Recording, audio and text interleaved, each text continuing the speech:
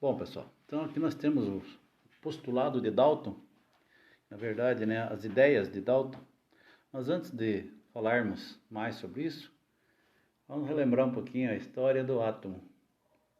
Átomo é uma palavra de origem grega, né? E o que significa átomo? Na verdade, isso aí diz, né, a história que estavam lá dois filósofos gregos, um se chamava Leucipo e outro Demócrito. E estavam lá discutindo, conversando, né, para chegar a uma definição, né, do que constitui a matéria, do que é feita a matéria. E o que seria, né, do que seria feita a matéria. E aí pegaram, né, diz a história, né, que eles pegaram um determinado pedaço de matéria qualquer, vamos imaginar que eles pegaram um pedacinho de madeira e começaram ali a dividir. E foram dividindo, tiravam um pedaço, desse pedaço eles tiravam outro, desse eles tiravam outro. E assim foi até chegar num determinado momento que sumiu o último pedacinho, desapareceu, evaporou da mão deles. Aí eles chegaram a essa definição. Isso aqui é um átomo, que em grego, né, quer dizer o a, quer dizer não, e o tomo, parte. Então não parte, não divide mais, né? E chegaram a essa conclusão, né, que o átomo era a menor partícula, menor parte da matéria. E eles não tinham esse conhecimento científico que comprovasse isso, né? Aí lá no início do século XIX surgiu um primeiro cientista chamado John Dalton que propôs, né, uma definição científica, né, para o átomo. E já com todo o seu conhecimento que ele tinha, conhecimento de química, ele é considerado até hoje, né, um dos pais da química, ele fazendo lá seus experimentos, ele propôs, né, uma definição para o átomo. Então ele falou que o átomo seria uma esfera maciça, indivisível e indestrutível. Né? Por que isso? Porque para ele, né, o átomo não pode ser destruído, ele não se transforma, ele vai sempre ser átomo. E ele é indivisível.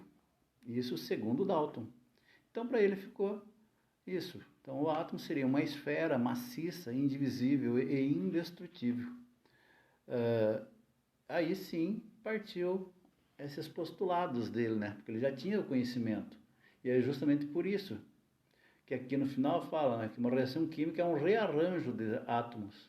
Que os átomos eles não se transformam, eles são sempre os mesmos. Mesmo quando eles participam das reações químicas.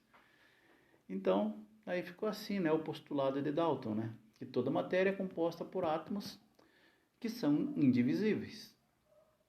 Todos os átomos de um determinado elemento são idênticos em massa e em suas propriedades.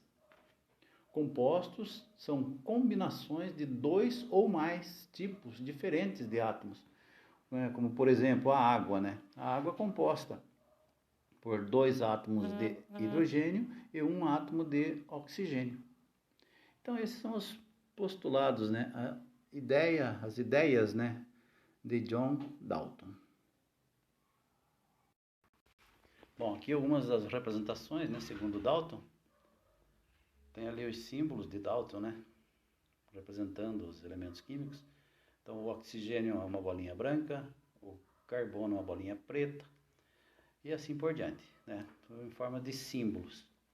E logo abaixo ali a substância, a água, formada ali por um átomo de oxigênio, que é aquela bolinha branca, e um átomo de hidrogênio, que é a bolinha branca com um pontinho preto ali no seu centro, né?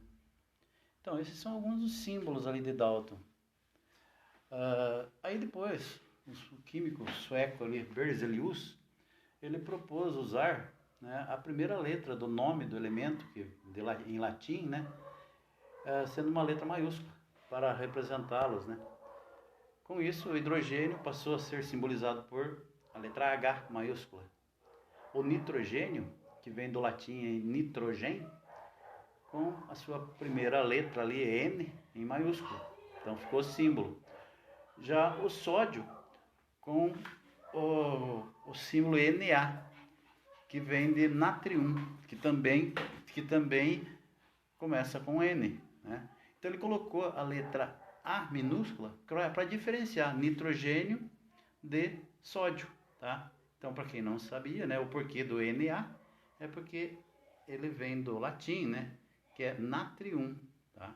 E é o sódio, certo? Então, esses são os símbolos que a gente usa até hoje aí na tabela periódica. Beleza, moçada? Bom, aqui, ó, falando da lei da conservação de massa, ou simplesmente, né, a lei de Lavoisier, que é uma das leis da química. Mas por que lei de Lavoisier?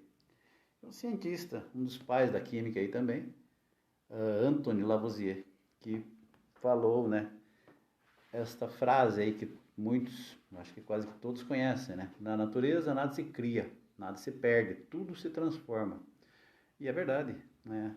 Tudo isso que a gente tem, né, ao nosso redor, hoje em dia, para melhorar, né, nossa qualidade de vida, o nosso conforto, nossa segurança, né? Tudo isso que a gente tem vem da natureza, mas tudo passou por transformação. Nada se encontra pronto lá na natureza.